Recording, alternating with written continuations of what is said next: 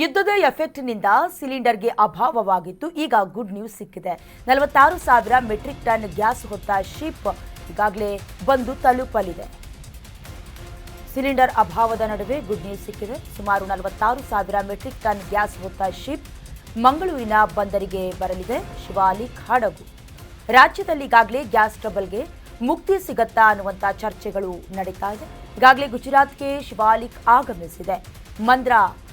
ಮುಂದ್ರಾ ಬಂದರಿನಲ್ಲಿ 20,000 metric ton gas ಹೊತ್ತೊಯ್ದಿದೆ. ಶಿಪ್ನಿಂದ 20,000 ಮೆಟ್ರಿಕ್ ಟನ್ ಎಲ್ಪಿಜಿಯನ್ನು ಅನ್ಲೋಡ್ ಮಾಡಲಾಗಿದೆ. ಶಿವಾಲಿಕ್ ಜೊತೆ ನಂದಾದೇವಿ ಇವತ್ತು ಬಂದು ತಲುಪುವ ಸಾಧ್ಯತೆ ಇದೆ. ಈಗಾಗಲೇ ಪರಿತಪ್ಪಿಸುವ ಪರಿಸ್ಥಿತಿ ಎದುರಾಗಿದೆ. ಇರಾನ್ ಮೇಲೆ ಇಸ್ರೇಲ್ ಹಾಗೆ ಅಮೆರಿಕ ನಡೆಸ್ತಾ ಇರುವ ನಿರಂತರ ದಾಳಿಗಳ ಪರಿಣಾಮವಾಗಿ ವಿಶ್ವದ ಪ್ರಮುಖ ವ್ಯಾಪಾರ ಜಲಮಾರ್ಗವಾದ ಹರ್ಮುಜ್ ಜಲಸಂಧಿಯನ್ನ ಮುಚ್ಚಿದ್ರು. ಅದನ್ನು ಯಾವುದೇ ಕಾರಣಕ್ಕೂ ಓಪನ್ ಮಾಡೋದಿಲ್ಲ ಅಂತ ಕೂಡ ಹೇಳಿದ್ರು. ಬಹಳ ಮುಖ್ಯವಾಗಿ ಇರಾನ್ಗೆ ಸಂಬಂಧಪಟ್ಟ ಇರಾನ್ನ ವ್ಯಾಪ್ತಿಗೆ ಒಳಪಟ್ಟಂತಹ ಹರ್ಮುಜ್ ಜಲಸಂಧಿಯಿಂದ ವಿಶ್ವದಾದ್ಯಂತ ತೈಲ ಸಾಗಾಣಿಕೆ 20% ಆಗತ್ತೆ. ಬಟ್ ಭಾರತದ ಬಾವುಟ ಶಿಪ್ಗಳನ್ನು ಆಧರಿಸಿ ಈಗಾಗಲೇ ಬಂದ ಮುಕ್ತಗೊಳಿಸ್ತಾ ಇದೆ.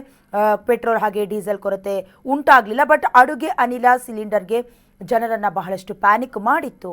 ಹೀಗಾಗಿ ಇರಾನ್ ಅಧ್ಯಕ್ಷ ಬಶರ್ ಅಲ್ ಅಸಾದ್ ಅವರೊಂದಿಗೆ ದೂರವಾಣಿಯಲ್ಲಿ ಈಗಾಗಲೇ ಪ್ರಧಾನಿ ಮೋದಿ ಮಾತನಾಡಿದ್ದಾರೆ. ಜೊತೆಗೆ ಭಾರತಕ್ಕೆ ನಿರಂತರ ಅನಿಲ ಪೂರೈಕೆಯನ್ನು ಕೂಡ ಖಚಿತಪಡಿಸಿಕೊಳ್ಳುವಂತಹ ವಿಶ್ವಾಸವನ್ನು ವ್ಯಕ್ತಪಡಿಸಿದ್ರು.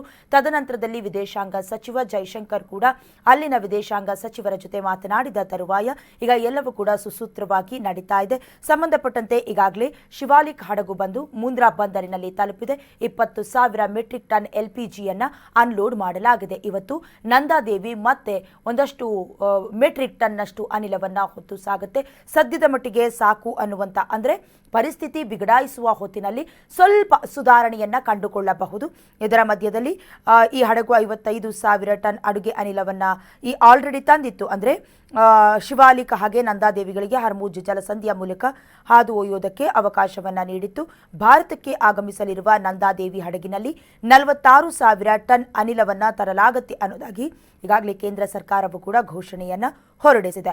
ಹಡಗಿನ ಬಗ್ಗೆ ಕೂಡ ಈಗಾಗಲೇ ಕೆಲ ಸುಳ್ಳು ಮಾಹಿತಿಗಳು ಅಥವಾ ಬರೋದಿಲ್ಲ, ಹೆಚ್ಚಿನ ಅನಿಲವನ್ನು ಪೂರೈಸುತ್ತೆ, ಇದೆಲ್ಲವೂ ಕೂಡ ನಂಬಬೇಡಿ, ಎಲ್ಲವೂ ಸುಧಾರಣೆ ಆಗತ್ತೆ ಅನ್ನೋದಾಗಿ ಕೂಡ ವಿಶೇಷ ಕಾರ್ಯದರ್ಶಿ ಇಂದು ಪತ್ರಿಕಾಗೋಷ್ಠಿಯನ್ನು ಕೂಡ ಮಾಡೋದ್ರ ಮೂಲಕ ಮಾಹಿತಿಯನ್ನು ಹಂಚಿಕೊಳ್ತಾರೆ.